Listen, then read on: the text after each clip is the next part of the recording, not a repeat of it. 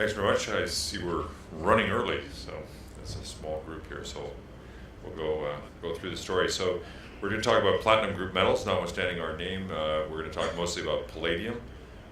We believe we're advancing the next great palladium mine in the world with fully mechanized mining, and it's a great time for palladium. Standard disclosure slide, scientific information here. Numbers will be from our technical reports, and you can look those up on CDAR or EDGAR in the United States.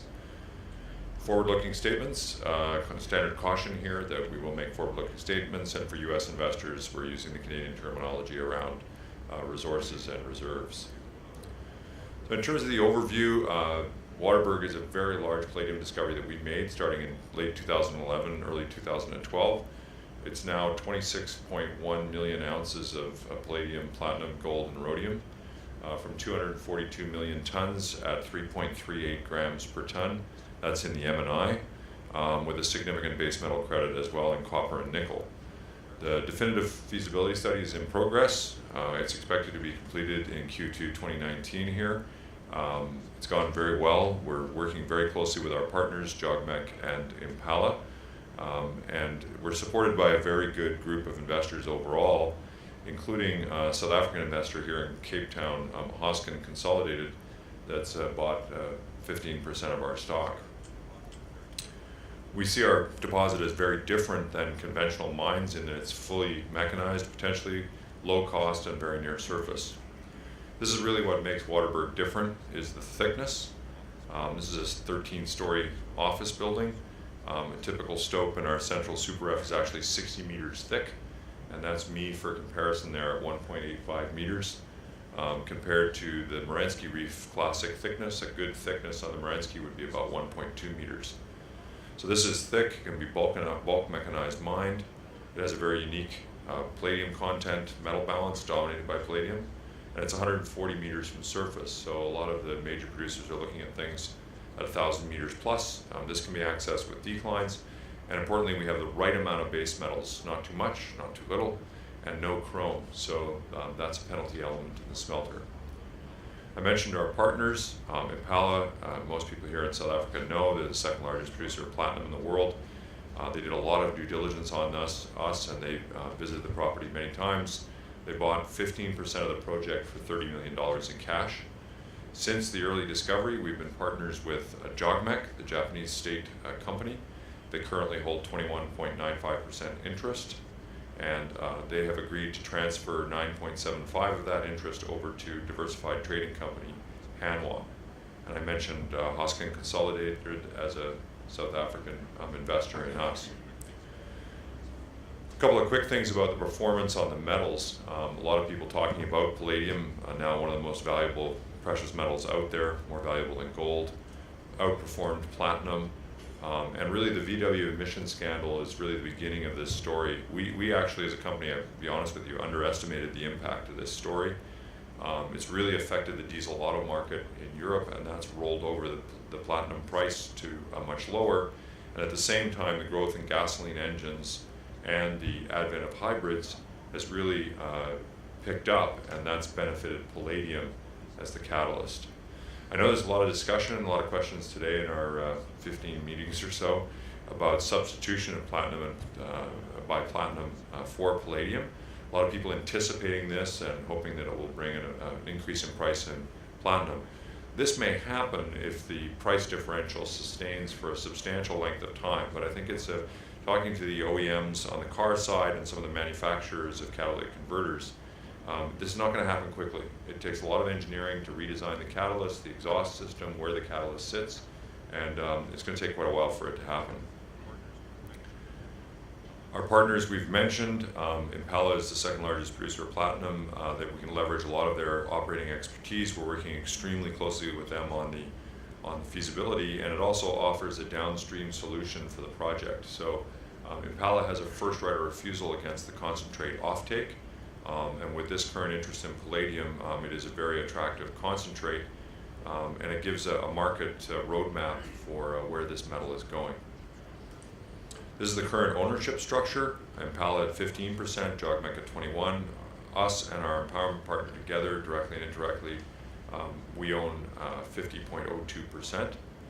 And Impala has the option for $166 million to increase this stake. So the option with Impala involves 90 days after the definitive feasibility study, they have the right to increase to 50.01%. And they have three things to do. First of all, they would buy 12% from JOGMEC for $34.8 million in cash. And they'd have the right to acquire another 22% by making a firm commitment 90 days after the definitive feasibility study to $130 million on project development. And then finally, they'd have another 90 days to make to provide the project financing for all of the project partners at Waterberg Resources. This is quite important because this delivers that responsibility over to them as part of their earn-in requirement. There may be further equity calls upon the partners, but those would be pro rata, and they would be required to be put up after Impala spent $130 million developing the project.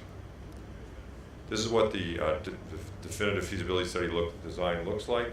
It's an 8-kilometer long deposit, 242 million tons, and those are 60-meter high stopes, which are all bulk mineable. The deposit remains open down dip. We actually have intercepts down to 1,700 meters, and we've cut the deposit off artificially at 1,250 meters deep. So if you want to play ounces or us, there's lots of room here. It's 26 million ounces in M&I, but there's lots of room to expand that. Also, between these main stoping areas, there are inferred resources, just not the greatest grade thickness. That central Super F there in the light green, just for scale, that's about 1.5 kilometers in strike length, and the core of that part of the deposit is 100 meters thick. So it's mined in very large stopes. I mentioned the metal balance, 60% palladium. Our T reef, which sits up above the F reef, it's our thin reef. It's only 5 to 12 meters thick, but it's got 20% gold in the metal balance, so it adds a nice gold credit to the story. I notice a lot of companies out here would be quite happy with a 1.5 million ounce gold deposit. We have that too. When gold was getting very exciting at over $1,300, we thought of calling ourselves Gold Group Metals and just having a byproduct of 30 million ounces of PGMs, but maybe that's a little carried away. Importantly, we have the right amount of base metals, that there's no amendments required to a standard base metal refinery. And this is really important for the quality of this concentrate from the Waterberg project. So right now we're at the definitive feasibility study. We're studying two options, which is a massive 600,000 ton a month, 20,000 ton a day underground mine. It's really 3 mines connected to 2 plants, if you will, or a smaller start option at 250,000 tons a month, up to 350,000 tons a month, connected to really 1 plant module. The engineers here are very senior. Stantec, one of the most experienced bulk mineable underground engineers in the world. They've worked at Olatogoi, Grasberg, other major mines around the world.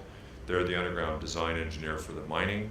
DRA here in South Africa is the most experienced platinum, palladium engineer on plant designs, and they're doing our metallurgical work.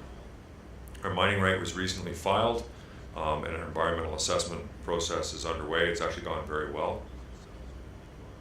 The portals themselves for the declines and the mine design is quite compact, although it's a very large mine, and there are no people that have to move for this. This is a purely rural area with a few hundred people in the region. A lot of people ask about electricity in South Africa.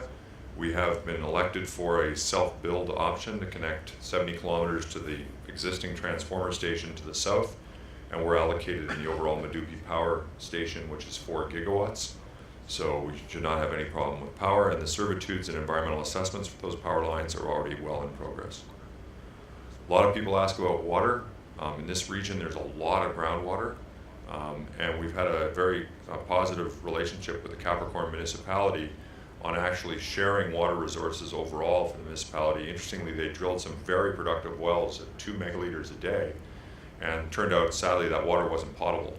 So that water is available for our project, in a cooperation agreement with some of the beautiful potable water we drilled and tested being able to be available for community use.